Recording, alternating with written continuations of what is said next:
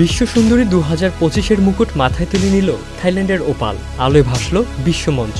বিশ্ব সুন্দরীর মুকুট এবার উঠেছে থাইল্যান্ডের ঝলমলে মডেল ও তারকা ওপাল সুজাতা চুয়াংশ্রীর মাথায়। ভারতের তেলেঙ্গানার হাইটেক্স এক্সিবিশন সেন্টারে অনুষ্ঠিত হয় মিস ওয়ার্ল্ড 2025-এর গ্ল্যামার আর গৌরবের সেই মহামঞ্চ। আর সেই মঞ্চেই বিশ্বের 108টি দেশের প্রতিযোগীকে হারিয়ে সেরা হয়ে ওঠেন ফুকেতের রাজকন্যা ওপাল।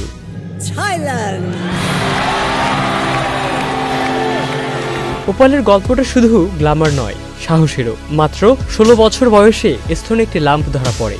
ভয় পেয়েছিলেন, কিন্তু তিনি থেমে যাননি। ওয়ালটন আবারও মিলিয়নিয়ার অফারে ওয়ালটন ফ্রিজ কিনে আপনিও হয়ে যেতে পারেন মিলিয়নিয়ার। সেই অভিজ্ঞতায় আজ তাকে করেছে একজন সচেতন দূত। তিনি হলেন মিস ওয়ার্ল্ড 2025। মেয়ের এই অর্জনে গর্বে আবেগে চোখ ভিজল মায়ের, নিঃশব্দে ঝরল আনন্দাশ্রু।